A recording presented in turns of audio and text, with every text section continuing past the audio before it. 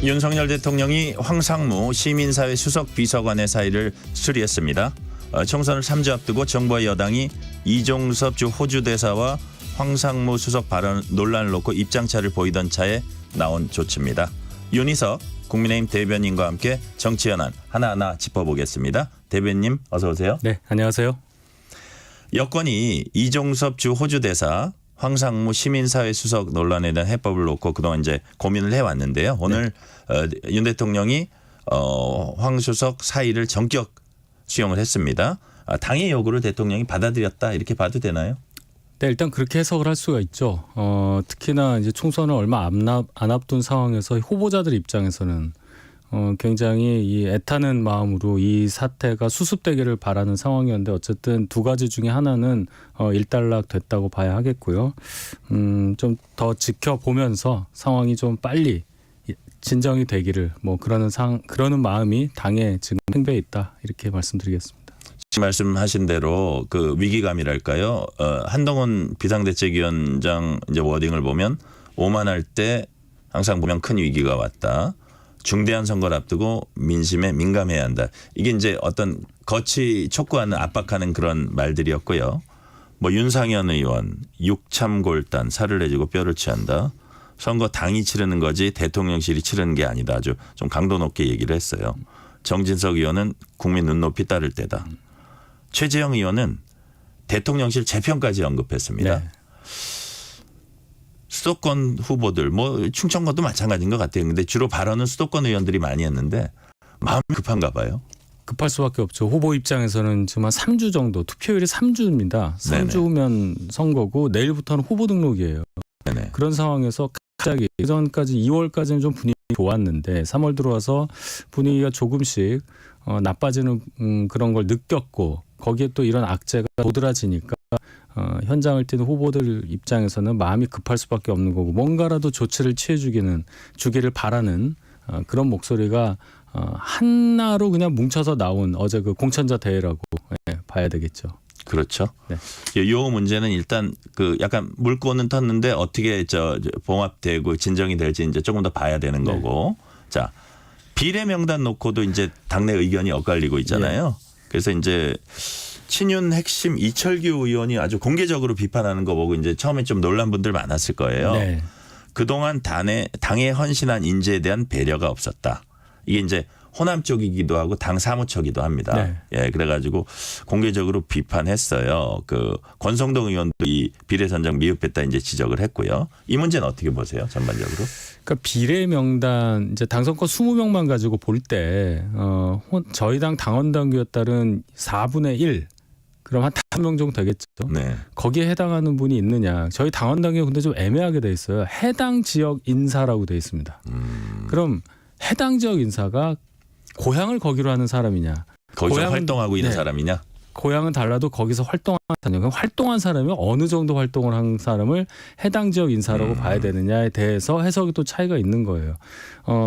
국민의힘의 공관위에서는 예를 들어 현재야 비례위원 이번에 비례 들어간 그분도 본거지 거기다 이제 이런 얘기를 한단 말이에요. 그러면 이제 기준의 차이가 있는 거니까 뭐 인요한 위원장도 이번에 8번으로 들어가셨잖아요. 그분에 대해서도 호남 지역 인사다 이렇게 이제 얘기를 하는데 그런 기준을 서로 다르게 보는 상황에서 나온 차이 여기에 대해서 지적을 한 걸로 보고 또 통상 20위권에 한 명은 이 사무처 출신 지원자들을 넣은 게 관례였는데 이번에 한 거의 25위 뭐 그 정도. 26번 그쪽에 가 있으니까 이제 그 부분을 또 사무총장을 지낸 이철규 의원이 지적을 한 걸로 봐야 되겠죠. 네. 반면에 비대위원 2명 들어간 거 이 부분도 또 이례적으로 지적을 했어요. 그 이제 뭐 김혜재 의원, 네. 그다음 방금 말씀하신 한지아 비대위원인데 그 부분을 뭐 이게 왜 자기 사람은 챙기냐 뭐 이런 뜻인가요? 이건 무슨 뜻인가요? 그러니까 이제 그걸 언론에서는 한동훈 비대위원장이 사천을 했다는 지적으로 해석을 하고 기사를 쓰신 걸 봤는데 한동훈 위원장은 절대 사천 없었다고 하거든요. 비대위원장이 비대위원을 임명을 해서 운영을 한 거는 맞지만 그것과 공천과는 저는 별개라고 믿고 싶습니다. 저도. 네. 또 김예지 의원에 대해서 비례를 지금 하고 있는데 연속으로 비례를 받는 것이 맞느냐. 한 20년 동안 그런 예는 없었어요. 그 전에는 좀 있었습니다. 그래서 관례상 이게 맞는 이유가 합당하게 설명이 돼야 하는데 그 부분에 대해서 합당한 설명이 있었는지 여부에 대해서도 논란이 있어요. 솔직히 네. 말씀드리면. 네네. 그러니까 이 두 부분에 대해서도 문제의 소지가 있다고 보는 이철규 의원의 지적. 뭐 이철규 의원뿐만이 아니라 많은 꽤 몇 분 되시는 의원분들도 비슷한 얘기를 하시는 걸 제가 들었습니다. 네네. 그런 차원에서 지금 이 논란이 불거지고 있다 이렇게 봐야 되겠죠. 네. 비례 얘기 조금만 더 해보면요. 네. 호남 홀대 문제 삼으면서 호남 출마자들이 집단 사퇴할 수 있다. 사실 이미 비례대표를 사퇴한 분도 있죠. 네. 예. 근데 이제 지역 출마자들 같아요. 이분들은 집단 네네. 사퇴할 수 있다는 분들은. 그 경고를 하니까 당 지도부가 이제 한 발 물러서는 모양새예요. 장동혁 사무총장이 신청한 분들 중에 그리고 후순위에 있는 분들 중에 고려할 부분이 있는지 다시 살펴보겠다. 이제 이거는 순번 조정 가능성은 열어뒀다고 봐야 하나요? 일단 그렇게 봐야죠. 근데 참 시간이 없습니다. 말씀드렸듯이 내일부터가 후보 등록이고 금요일이면 끝나요. 그러니까 그 서류 준비하는 게 뭐 1, 2분에 되는 게 아니니까 빨리 결단을 내려야 하는데 이 부분 잠깐 말씀드리면 이 규정은 15% 득표가 안 나는 광역자치단체에 한해서 그 지역 해당 인사를 20위 안에 4분의 1을 추천한다. 네. 이 규정은 김종희 비대위 때 생긴 겁니다. 당시 서진 정책을 추진하면서 광주 5.18 묘역에서 무릎 꿇고 사죄하던 그 시점에 만들어진 것이기 때문에 이 규정이 갖는 의미가 단순하게 비례 공천에 있어서의 실무자격 규정이 아니라고 저는 생각을 해요. 굉장히 무겁게 받아들입니다. 예, 그렇군요. 자, 근데 이런 측면도 또 있을 것 같아요. 비례 이제 조정하고 호남 배려하는 거는 맞습니다. 제가 보기에는 본래 그리고 약속을 했으면 뭐 대국민 약속은 지켜야 한다 이런 얘기도 권성동 의원도 했는데 근데 또 그걸 너무 뒤흔들면 아까 말씀하신 대로 시간도 없고 더 큰 논란이 생길 수도 있고 기존에 받았던 사람들이 또 반발하면 이게 더 엉망이 될 수도 있거든요. 그래서 제 생각에는 골프 접대 의혹 공천 취소된 한 17번 거기 누구 채우냐가 오히려 더 관건 아닌가요? 지금 현재로? 뭐 제가 거기까지 말씀드릴 위치는 아닌데 예. 전반적으로 그 한 분을 교체해서 거기에 다른 분을 이제 넣는 식으로 갈 상황으로는 보이지가 않아요. 네네. 그 정도의 문제라면은 이 정도로 커지지 않았을 거라고 보거든요. 그래서 아마 조금 더 방금 말씀드린 것처럼 호남 좀 배려 조정을 문제라든지 한 분 갖고 이게 잦아들 거라고 보지 않기 때문에 조금 네. 순서라든지 명단의 변화가 좀 있을 걸로 보입니다. 아, 그러시군요. 자, 이번엔 좀 다른 얘기로 넘어가 볼게요. 공천 취소된 도태우 변호사, 장해찬 전 청년 최고위원 잇따라 무소속 출마 선언했습니다. 네. 당에선 좀 부담이 될 수 있어요. 보수표 분산 우려가 나오고 있죠. 그런 우려가 분명히 있습니다. 특히나 그 두 분을 공천 취소하는 과정에서 예를 들어 도태우 후보는 공천이 됐다가 공천을 취소하려고 하다가 다시 공천을 주는 걸로 됐다가 또 공천이 안 됐거든요. 네. 이렇게 여러 번 왔다 갔다 하는 과정에서 특히나 저희 쪽 지지자분들께서 이 일처리 방식에 대해서 문제를 제기하는 분들이 있고 또 감정적으로 굉장히 마음이 상해 있는 분들도 있단 말이에요. 네. 그런 차원에서 보면은 저희한테 좋은 상황은 아니다. 그러나 이 해당 지역에서 저희 쪽 공천자가 분명히 이제 있어요. 다시 공천을 하지 않았습니까? 표분산 우려가 당연히 있죠. 근데 그러한 불리함을 감수하고라도 당이 정한 원칙을 실천을 했다. 그 점이 민주당과 다르다. 이 부분을 저는 좀 강조하고 싶습니다. 아, 네네. 자, 장해찬 전 최고위원은 당선한 뒤에 복당할 거라고 공언했습니다. 상당히 이모셔널한 막 모습도 보이면서 막 강조를 했어요. 반면에 앞서서 이제 한동훈 위원장은 뭐 나간 사람 복당 불가 입장을 천명을 했거든요. 이 부분이 앞으로 어떻게 될지도 지켜봐야겠어요. 만약에 당선된다면. 굉장히 먼 얘기인데요. 예. 그 후에 이제 당선 여부도 생각을 해야 될 거고, 네. 그 후에 총선 이후에 의석수 상황, 저희 당의 상황 이런 거를 다 고려해서 얘기해야 되기 때문에 지금 제가 이 부분을 답변한다는 것은 제가 대단한 능력자라는 걸 증명하는 거기 때문에 제가 말을 삼가겠습니다. 알겠습니다. 아이고, 이 우문현답이었습니다. 이런 내용 속에서도 국민의힘이 어제 선거대책위원회 발대식을 열었습니다. 이제 본격 선거제도로 돌입한 건데요. 한동훈 위원장이 일단 이런 얘기를 했어요. 국민의 따끔한 지적을 귀하게 받드는 자세만이 국민의 마음을 얻을 수 있다. 몸을 바짝 낮춘 거죠. 네, 그렇습니다. 지금 네. 한동훈 비대위원장도 정치를 처음 하는 입장에서 한 석 달 정도 당을 이끌고 오는 그런 상황에서 위기감 같은 것도 많이 느끼고 계신다고 저는 옆에서 느꼈습니다. 네. 그런 차원에서 결국은 국민의 뜻을 받드는 것만이 총선 승리를 이끈다는 그런 아주 절박한 심정을 계속 표현하고 있거든요. 그런 발언 중에 하나이죠. 아울러서 한동훈 위원장은 총선 패배는 역사의 죄를 짓는 것이다. 만약에 우리가 지면 윤석열 대통령은 뜻 한번 펼치지 못하고 끝날 거다. 이런 말을 했고요. 또 지금 이대로 가면 이재명, 조국 같은 분들 그리고 통진당 아류 종북 세력들이 대한민국을 장악하게 된다. 이렇게 경고를 했습니다. 좀 절박함이 묻어납니까? 절박하죠. 지난 2년간의 윤석열 대통령 취임 이후의 임기 동안 정말 제대로 일을 한 번도 할 수 없었던 이유가 결국 국회 의석 분포가 너무나 치우쳐져 있었던 상황. 아무리 대통령에 취임을 했다 하더라도 일을 할 수 없는. 그것을 그럼 앞으로 4년도 반복을 해야 된다는 얘기예요. 만약에 저희가 이번 총선에 지면 그런 절박함을 국민들께 호소를 하고 다시 한번 내부 결속을 강화한다는 차원의 발언. 이 발언은 총선 끝날 때까지 계속될 겁니다. 네. 자, 민주당 이재명 대표는 대통령 탄핵 추진 가능성을 거듭 내비쳤습니다. 일꾼이 왕 행세하면 권력을 회수해야 한다. 그 서슬퍼런 박근혜 정권도 우리가 권좌에서 내쫓지 않았냐라고 말했습니다. 대통령 탄핵 얘기를 스스럼 없이 하는데 좀 그 말의 강도랄까요? 이것도 좀 높아지는 분위기예요. 자신감의 표현인가요? 자신감보다는 감정이 좀 많이 도드라진 흥분된 상태라고 생각합니다. 제1야당의 대표가 총선에 임하는 과정에서 뭐 대통령 탄핵을 얘기하는 것이 맞느냐. 제 얘기는 뭐냐면 국민을 위해서 어떤 정책을 펼칠 것이고 향후에 집권할 때는 어떻게 한다는 그런 청사진까지 제시하면서 국민께 뭔가를 제시하는 것이 제1야당 대표의 도리라고 할 텐데 그런 얘기는 하나도 없고 대통령 임기를 단축시켜서 어떻게든지 간에 정권을 빨리 잡으려고 하는 그 얘기는 결국 본인이 가진 그 고유한 사법 리스크 그것이 굉장히 마음에 걸려서 그것만이 집권을 빨리 하는 것만이 본인 사법 리스크를 제거하는 거라는 생각 거기에 따라서 나온 발언이라고 저는 생각합니다. 아, 네. 자, 민주당 내부 상황도 좀 짚어볼게요. 말도 많았던 그 서울 강북을 최종 경선에서 조수진 변호사가 박용진 의원을 꺾었습니다. 박용진 의원이 탈락하게 되는 이런 일련의 과정들 어떻게 보셨어요? 민주당의 정체성이 나온 거죠.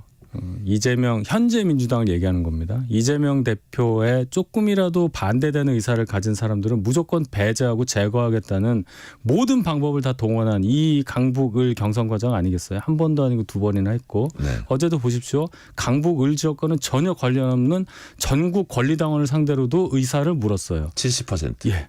말도 안 되는 차이로 박용진 의원이 졌어요. 그걸 또 숫자까지 공개를 하더라고요. 결국은 같은 당을 지금 그래도 하고 있는 박용진 의원 지난번 재작년 8월에 있었던 대표 경선 전당대회에서 이재명 대표와 둘이 붙었던 차점자에게 이런 식으로까지 박해를 하고 있는 당이 과연 민주정당이냐 국민들께서 다 판단하시라고 생각합니다. 네. 앞서서 이제 이 결과가 나오기 뭐 하루 전이죠. 경선 과정에서 조수진 변호사는 이제 박용진 의원의 말을 이렇게 인용해서 이왕에 바보 되실 거면 미랄이 돼서 썩어 없어진다는 생각으로 총선의 밑거름으로 헌신하라. 이렇게 말했더니 박 의원은 뭐 그렇게 조롱할 필요는 없지 않냐 이렇게 얘기했습니다. 이 발언들은 어떻게 보세요? 제가 그 조수진이라는 분의 발언에 대해서 어떤 말을 해야 될지 참 당황스럽습니다. 그런 얘기를 그냥 공개적으로 들은 박용진 의원이 이렇게 점잖게 반응했다는 것에 대해서 박용진 의원에 대한 평가를 제가 다시 한다. 예, 그 말씀으로 대신하겠습니다. 인격이랄까요? 그 내공이랄까 뭐 네, 그런 말씀입니까? 그렇습니다. 예. 자, 이번엔 양문석 후보 얘기입니다. 양문석 후보 고 노무현 전 대통령 비하 발언 놓고 논란이 컸습니다. 불량품, 매국노, 그 노무현 대통령 비하 발언에 이어서 이른바 보니까 수박에 대한 막말. 그게 아주 거센 막말이더라고요. 그다음에 자신이 출마하는 안산 지역 비하 발언. 이런 것들이 이제 속속 확인이 됐어요. 근데 이재명 대표는 뭐 기자들이 물어보면 아이 이제 그만하겠다고 하고 국민이 이건 판단할 문제다. 다시 말해서 당 차원의 조치는 안 하겠다는 것 같아요. 이유가 뭔가요? 그 제가 아까 말씀드린 것과 반복되는 대답이 되겠죠. 네. 민주당은 무조건 이재명 대표를 옹호하고 지켜줄 수 있는 사람으로만 공천자를 결정을 해서 국회에 보내겠다는 전략 그거 외에는 없는 겁니다. 이분이 어떤 막말을 했건 간에 아무 상관이 없는 거예요. 그냥 이재명 대표만 지지한다면 아무 문제가 안 되는 거죠. 그렇기 때문에 이재명 대표도 그걸 알고 있어요. 잘 알고 있으니까 답변을 안 하고 있고 논리도 궁색하네요. 자꾸 딴 얘기하는 거 아니겠어요? 결국은 공천 받아서 아마 선거 나갈 겁니다. 네. 그러면 결국 안산 유권자들이 평가를 해서 거기에 대한 판단을 내리셔야 할 텐데 이 부분을 좀 유념하셔서 잘 반영되기를 바라는 마음인데 참 걱정되는 부분이 많아요. 민주당 전체 분위기가 이러니까요. 네네. 자, 조국혁신당이 비례대표 순번 발표했습니다. 1번 박은정, 2번 조국, 8번 황운하, 10번 차규근. 10번 안에 수사받거나 재판받는 사람 4명입니다. 이 현상은 어떻게 보세요? 이 정상적인 상황이 아니죠. 그리고 이 당의 얘기를 들어보면 뭐 탄핵, 그다음에 뭐 한동훈 특검, 뭐 특별법, 뭐 이런 얘기밖에 안 하잖아요. 조국 대표 입장에서 볼 땐 사적 복수를 위해서 선거라는 공적 체계를 이용한다. 저는 이렇게 말을 하는데 거기에 또 비례대표 나온 사람들이 박은정, 차규근 이런 사람들 보면 검찰 있을 때, 법무부 있을 때 윤석열 당시 검찰총장에 대해서 굉장히 반대되는 법과 규정에 어긋나는 수사를 지휘했던 사람들이라고 저는 봐요. 네. 이런 분들이 비례를 들어와서 국민들한테 표를 달라고 한다는 게 민주정치에 맞느냐. 저 같으면 이분들 왜 국회의원 하고 싶으냐고 물어보고 싶습니다. 직접. 근데 아마 거기에 대해서 무슨 답변을 할지는 뻔한 얘기일 텐데 또 이것도 국민들의 현명한 판단을 기대한다는 말밖에 제가 드릴 수가 없네요. 네. 조국혁신당 지지율이 많이 상승하면서 황운하 의원은 14에서 15석 정도를 예상을 하더라고요. 지금 상승세로 보면 가능하다고 보세요? 14에서 15석이면 한 30% 정도의 비례정당 지지율을 갖는다는데 글쎄요. 지난번에 열린우리당이라고 있었죠. 3석 그 가졌던 최강욱 의원이 있었던 당이 열린민주당이죠. 처음에 여론조사에서 한 14% 정도 나왔어요. 그러다 결국은 총선에서 5.42% 득표했습니다. 네. 지금 상황에서 조국 대표가 이 조국 신당이 한 뭐 15% 20% 이런 여론조사도 있는데 어느 정도 진정될 거라고 봅니다. 네. 조국혁신당과 민주당 위성비례정당 더불어민주연합과 이제 좀 경쟁하는 구도가 형성되면서 미묘한 긴장감이 흘러요. 그래서 그 전에 뭐 연대한다 이렇게 얘기도 했지만 그건 뭐 그거대로 살아있을지 몰라도 최근에 이제 이재명 대표도 민주당 비례정당은 다름 아닌 더불어민주연합이다 지지 호소했고요. 어쨌든 뭐 선거 때는 경쟁 관계가 될 거예요. 선거 이후에는 어떻게 될까요?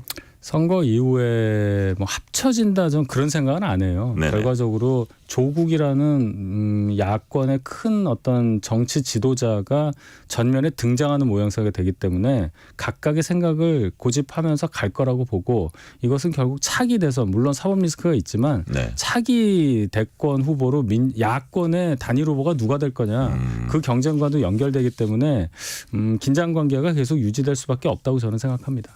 이 와중에 민주당 그 완도, 진도, 해남이죠. 그다음에 그 지역 공천을 받은 박지원 전 국정원장이 조국 대표와 같이 유튜브에 출연을 했어요. 그래서 이제 뭐 이렇게 좋은 얘기 서로 주고받다가 조국혁신당 명예당원 될 수 있다 이렇게 얘기했더니 정청래 최고위원은 부적절한 발언이다. 최고위에서 논의하겠다. 뜻도 밝혔습니다. 어떻게 보세요? 당이 다른데 어떻게 명예당원을 딴 당에 가서 합니까? 그 얘기는 박지원이라는 분의 지금까지 생존 전략을 그대로 보여주는 거예요. 그리고 발끈하는 정청래 의원 보면 방금 제가 말씀드린 그 부분 네. 분명히 의식하고 있을 거거든요. 조국이라는 사람을 굉장히 두려워하고 있다. 이재명 쪽에서는 저는 그렇게 보기 때문에 긴장 관계가 유지된다고 말씀드립니다. 자, 마지막 질문 드릴게요. 앞으로 총선 딱 3주 남았습니다. 자, 당락을 가를 관건은 뭐가 될까요? 저희 입장에서 생각하면 지금 여러 가지 얘기가 나오는데 결국 수습이 될 겁니다. 시간이 얼마 안 남았다고 하지만 수습되는 건 또 순간이거든요. 네. 단일 대우를 유지하면서 여당으로서의 책임감 거기에 따른 저희의 정책 실천하겠다는 의지를 국민들께 잘 설득하고 전달한다면 분명히 총선 승리 가능하다고 생각합니다. 네, 오늘은 여기까지 듣겠습니다. 윤희석 국민의힘 대변인이었습니다. 감사합니다. 감사합니다.